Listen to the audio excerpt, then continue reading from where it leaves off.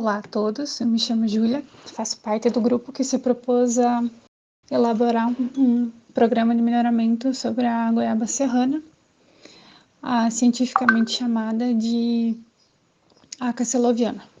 O grupo também é composto pelo João Pedro e pelo Muriel. Como a gente sabe, é muito difícil você ter certeza exatamente onde uma espécie nasceu, mas existem alguns dados que surgem, por exemplo, da paleobotânica e também do estudo histórico do pólen das plantas, que está disponível em fósseis, ou até mesmo pode ser comparado em estruturas anatômicas que são encontradas nas plantas atualmente, que ajudam a indicar como foi que essa espécie surgiu e qual é a região de origem dessa espécie. Além disso, a gente também pode entender qual é a origem de uma planta ou até mesmo de um animal a partir das condições de clima de uma região. Juntando tudo isso, as estruturas anatômicas, as condições de clima, os fósseis que são encontrados, a gente consegue, com a variabilidade genética encontrada numa região, e conseguir determinar melhor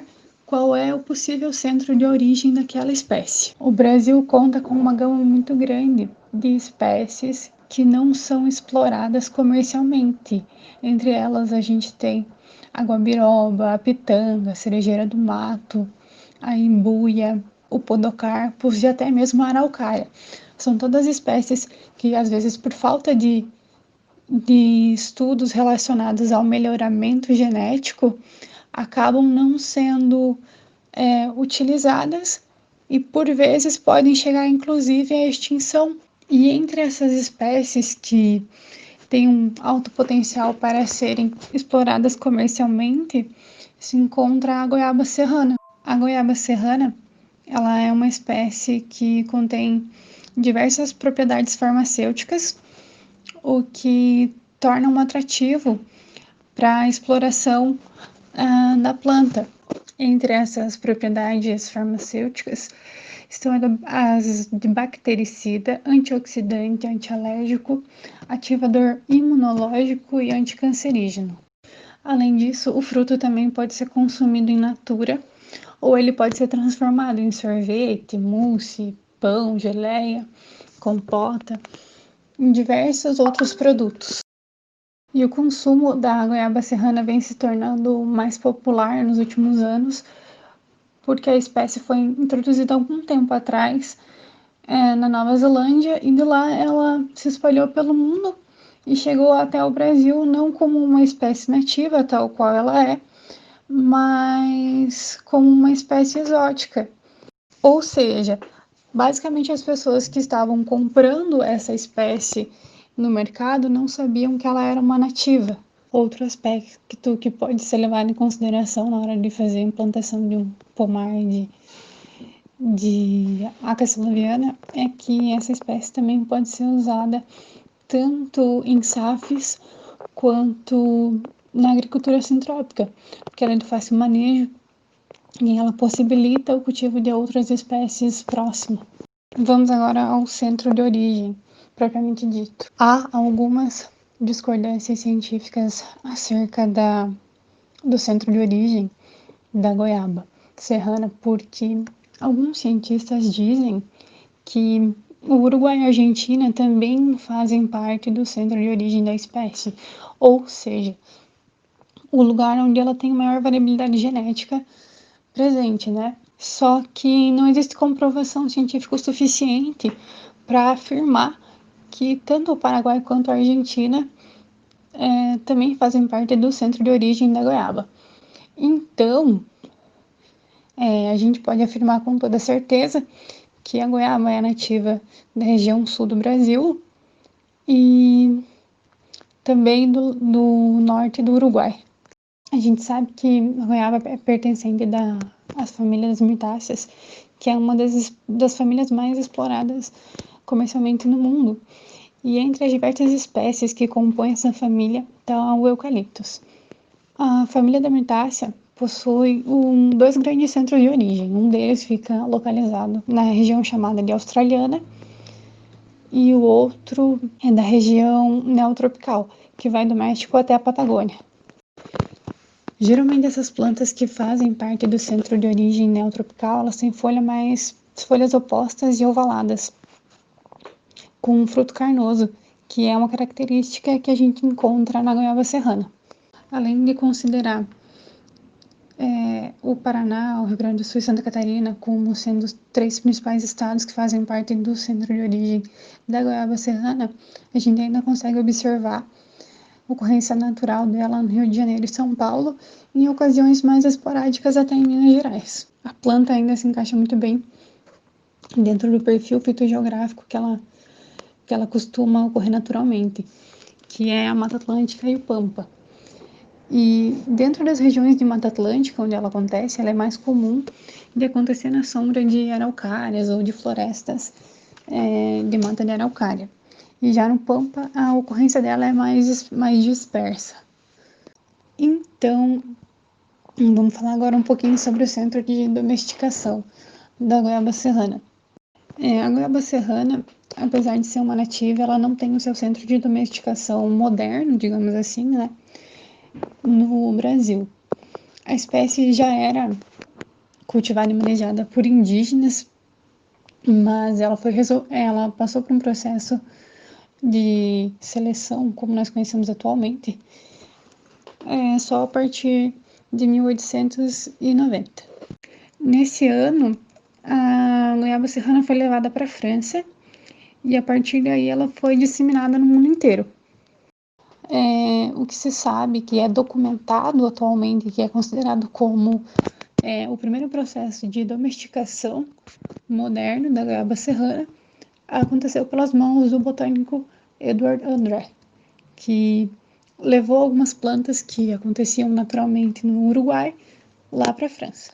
Depois de já estar aclimatada à França, a espécie foi levada para a Califórnia por volta de 1901 e depois da Califórnia para Nova Zelândia em 1808 e posteriormente ainda para o Havaí e para a Jamaica em 1912.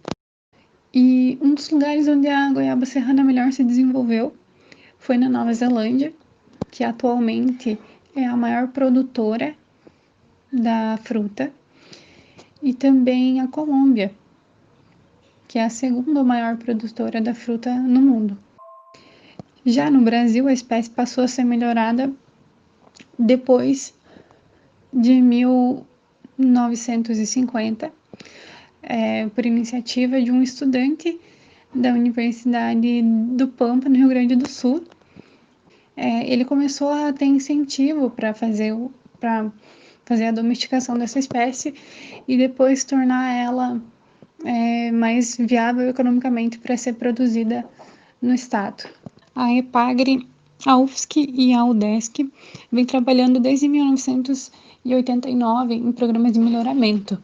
Inicialmente, esse programa de melhoramento se deu por meio da implantação de um banco de germoplasma ativo que tinha em videira, só que aí esse banco de germoplasma ele sofreu a pressão externa e acabou tendo que ser trocado de lugar e ele foi passado, ou melhor, transferido para São Joaquim. Olá pessoal, bom dia. Eu sou o Muriel e hoje eu vou falar um pouco sobre os bancos de germoplasma da nossa espécie, que seria a caceloviana, né, a goiaba serrana.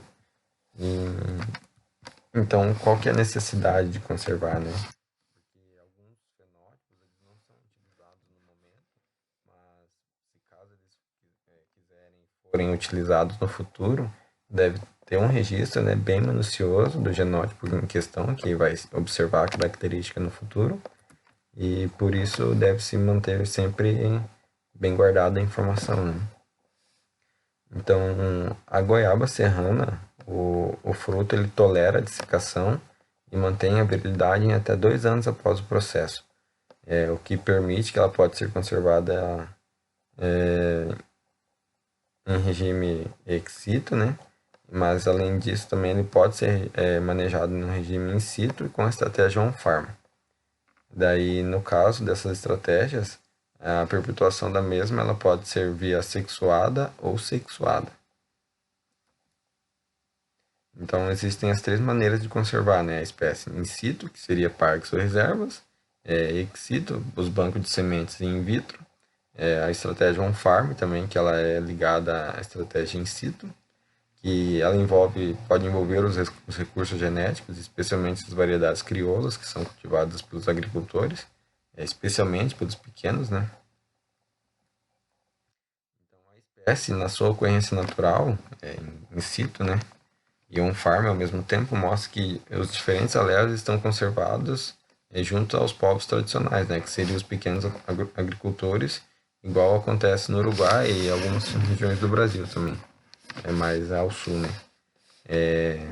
Então, nesse lugar, lá no Uruguai, existem 23 acessos de goiaba serrana na estação experimental da Faculdade de Agronomia em Salto. Já em Santa Catarina, existiu um banco de germoplasma em videira, que tinha uma parceria entre os produtores rurais e os produtores que faziam, né? E mais os cientistas da EPAGRE, e chegou a ter 160 acessos. O bom é que isso ajudava na acessibilidade, só que teve um problema que um fungo começou a atacar, que é o Coletotrichum, e ele ficou fora de controle e esse teve que ser transferido para São Joaquim. Lá já possui mais de 360 acessos, boa parte desses espécimes são de origem catarinense, e também vem de outros países, né? O que aconteceu, então? Foi feito um incentivo pela IPAGRE em alguns municípios. A seleção desses alelos são por método massal, que seria a utilização de método in vitro e in vivo. Porém, teve um problema, né? A diversidade genética ela é parcialmente conhecida. As áreas de ocorrência natural onde a espécie está alocada, né, da goiaba, ela sofre muito risco de perda, né? Então, elas estão sendo devastadas pela ação humana e isso acaba prejudicando a manutenção desses alelos, né? Então, grande parte da diversidade ela vem sendo mantida por meio da conservação in situ, on-farm e as unidades de conservação. Sistema reprodutivo. A Acacia loviana é uma espécie monóica, de reprodução sexuada alógama, que possui flores hermafroditas completas, com o estame e o pistilo. Possui filetes, antera, estigma, estilete, ovário e óvulo. Sua polinização é feita por pássaros e insetos. Apresenta autoincompatibilidade, mas em populações naturais pode ser encontrada plantas autocompatíveis. A flor possui tendência à dicogamia por protogenia, pelo fato do estigma tornar-se receptivo 24 horas antes do amadurecimento das anteras. As flores da goiaba serrana são constituídas de 4 sépulas discretas e 4 carnosas, com coloração branca por fora e púrpura por dentro. O estilete raramente é do mesmo tamanho que os estames, sendo na maioria das vezes maior que esses. O estigma encontra-se acima das anteras, o que contribui para que as abelhas e outros insetos não toquem no estigma quando coletam pólen, evitando assim a autopolinização. Os frutos da goiaba serrana são classificados como pseudofrutos do tipo pomo. Eles têm tamanhos e formas diferentes. Podem ter o formato ovalado ou redondo. A polpa apresenta sabor doce acidulado, muito agradável de cor gelo. Nela também se encontram as sementes. A cor da casca é verde, podendo ser lisa ou rugosa. A goiaba serrana tem uma fecundação predominantemente cruzada, e seu ciclo vegetativo é bem definido. A rotação se inicia em meados de setembro, a floração no sul do Brasil ocorre no período de outubro a janeiro, a frutificação se dá entre os meses de dezembro a março. Na Serra Catarinense, a maturação dos frutos ocorre de março a abril. Variabilidade genética. De acordo com a Embrapa, as populações naturais da goiaba serrana apresentam grande variabilidade para a maioria das características morfológicas, o que se deve por parte da alogamia. Na América do Sul existem 2 populações naturais da goiaba serrana, a do grupo chamado tipo Brasil e a do grupo chamado tipo Uruguai. O grupo chamado de tipo Brasil apresentam plantas com folhas de face abaxial verde clara, tulosidade esbranquiçada, curta e rala. Os frutos são lisos de tamanho superior ao tipo Uruguai, contendo sementes. Já o tipo Uruguai apresenta plantas com folhas de face abaxial branco-acinzentadas, com densa pilosidade branca tipo feltro, fruto rugoso e com sementes pequenas. Apesar das características distintas, ainda se trata da mesma espécie. A goiaba serrana, apesar de ser nativa do sul do Brasil, é cultivada quase que exclusivamente em outros países, como a Nova Zelândia, e a Colômbia, a partir de cultivares desenvolvidos com material genético coletado no Uruguai.